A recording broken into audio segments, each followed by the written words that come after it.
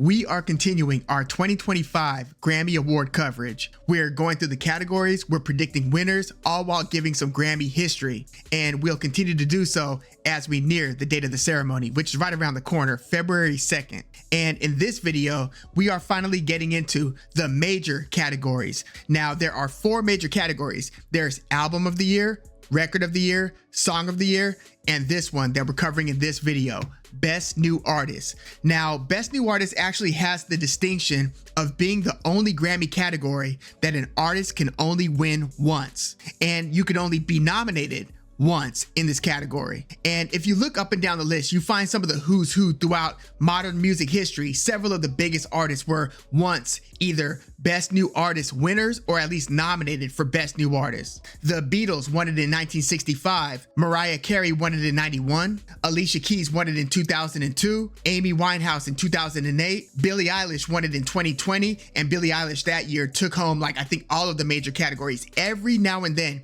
you get a hot new artist who also sweeps the other major categories. Billie Eilish did that in 2020. But then you also look at some of the lists in terms of the recipients of Best New Artists, and sometimes they aren't artists that have a long-lasting career. In 1992, Mark Cohn won. In 1998, Paula Cole won it. She's known for singing Where Have All the Cowboys Gone, and she also sang the song that would become the theme song for Dawson's Creek. In 2001, Shelby Lynn won it. Even more recently, in 2018, Alessia Cara won it. Now, she's still young enough to where she could get a lot of her stature back and kind of rebuild the career. But all that to say, not everybody who wins it is a LeAnn Rimes or Toni Braxton or Sheryl Crow or Sade or the Carpenters or Crosby, Stills and Nash. It's kind of a mixed bag. You have some who again had Hall of Fame careers and others didn't. Also, this was a category where Milli Vanilli won it in 1990 and was later stripped of their Grammy win when it came out that they were lip singing and they weren't the ones performing on the songs.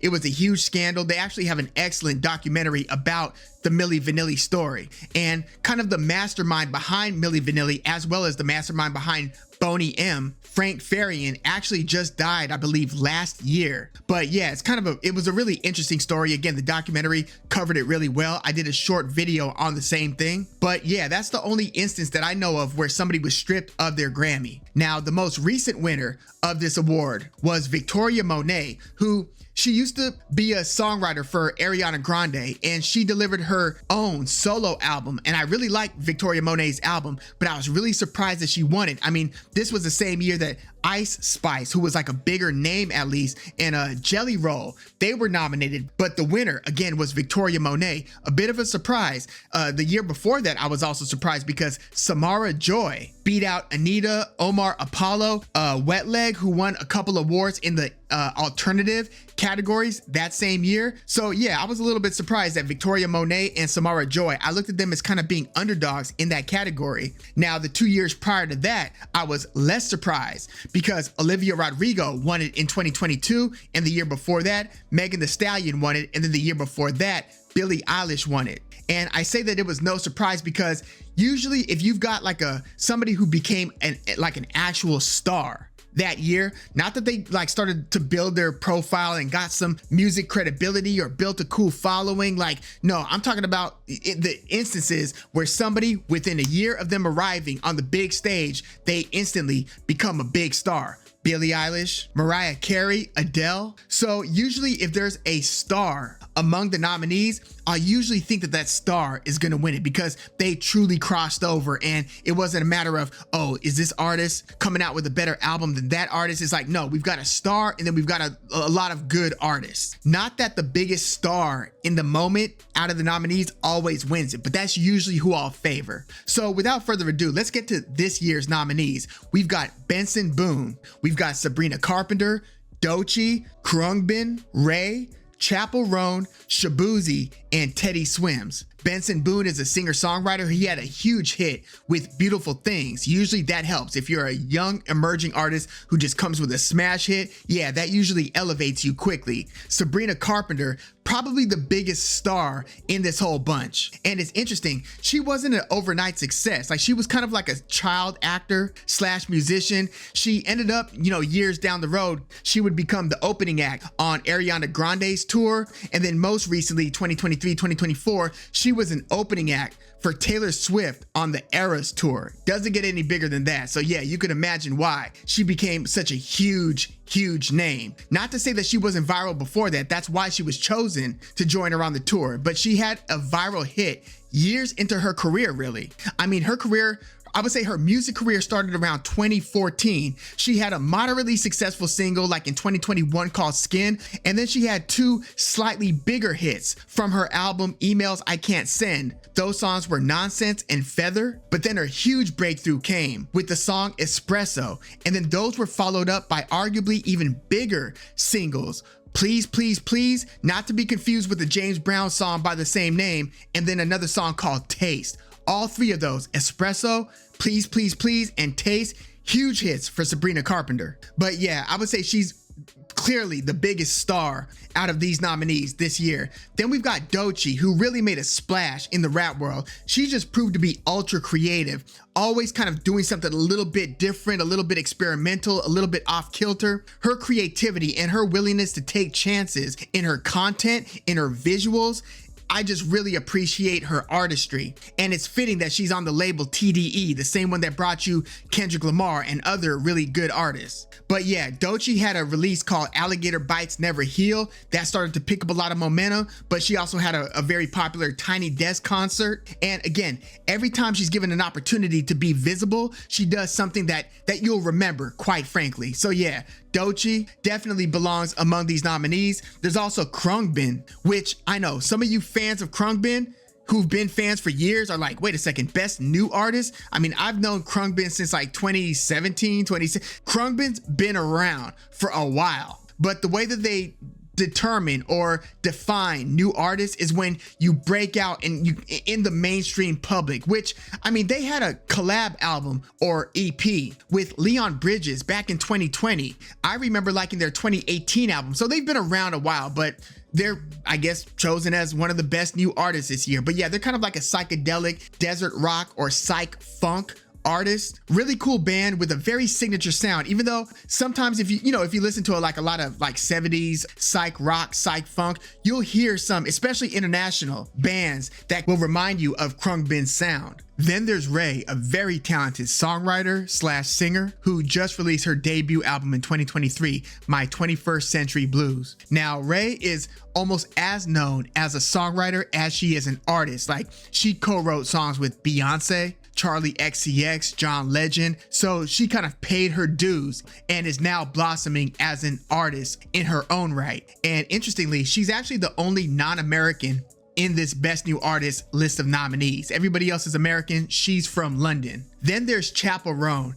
I would say Chappell Roan is one of the 2 or 3 biggest stars out of this list. You know how I said Sabrina Carpenter is the biggest star? I would say at number 2, it's either Chappell Roan or maybe even Teddy Swims. But Chappell Roan, with her album, she's actually up for every major category. You know how I said Billie Eilish swept back in the day, and there have been a few instances of that? Well, Sabrina Carpenter and Chappell Roan both have the opportunity to do the same thing. Now, Sabrina Carpenter, I look at as being more a typical style of pop music, whereas Chappell Roan is a bit more provocative and is trying to make more of a statement. And within very short time, she is just elevated into the public consciousness. And she had one of the best years out of any pop star in 2024.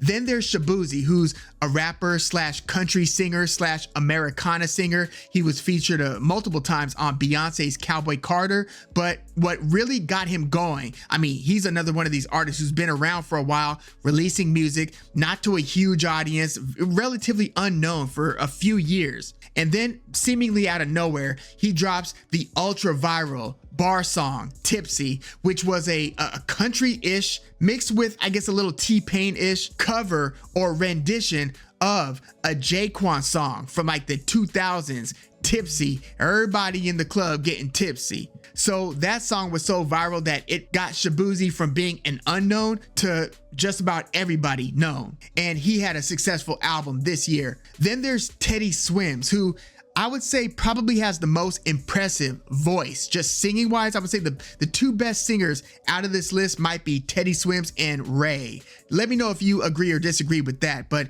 Teddy Swims just has one of those voices that you hear, it's like, yeah, damn, that sounds like it's from like a bygone era. Like his voice is pretty much the main attraction. It's just one of those, yeah, you got to hear it to believe it type of things. But he also sings in that kind of like an old soulful style. Again, sounds like it's from a bygone era. So Teddy Swims became pretty damn famous in short time through social media, where again, it doesn't take much. If you're that talented vocally, anybody who sees or rather hears you is gonna take note. So yeah, Teddy Swims got really popular really quickly. So again, I would say he's one of the 2 or 3 biggest stars out of this Best New Artist list of nominees. So who do I think should win the award and who do I think will win the award?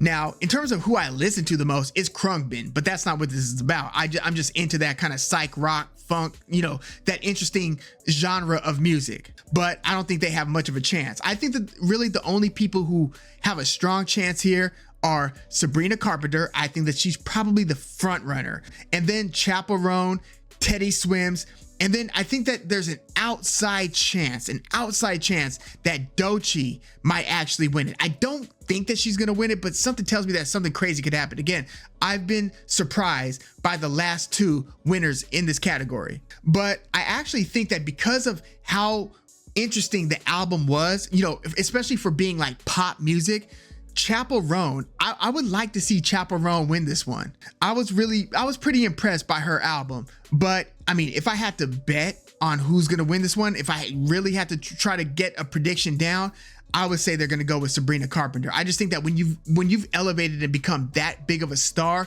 it's hard to go with another pick. I mean, she again is clearly like the biggest artist out of these nominees. Not to say that that's gonna be the case 3 years from now, 5 years from now. A lot of this stuff is subject to change, but just as it stands, I don't see how you don't go with Sabrina Carpenter. Like, she might win like Song of the Year or Record of the Year. I don't think she's gonna win Album of the Year, but I think that she could win Song or Record of the Year. So if you are realistically in the hunt in the other major categories, then I think you've got a really good shot at winning Best New Artist. And the only other person who's kind of in those other major categories, I mean, Shaboozey is in for either Record or Song of the Year, but the only other artist here who's in all of the major categories is Chappell Roan. So I think it's either going to be Sabrina Carpenter or Chappell Roan. I mean, I think that it would be like oh man, that's pretty cool because of how talented he is if Teddy Swims wins it. But I think that it's Sabrina Carpenter, and if it's not going to be Sabrina Carpenter, I think that the second most likely will be Chappell Roan. But yeah, let me know your thoughts about this category and this list of nominees. Who do you think should win the award, and who do you think will win the award? Let me know your thoughts in the comments, like the video, subscribe to the channel if you love music like I do. I'm Woog. Thanks for tuning in.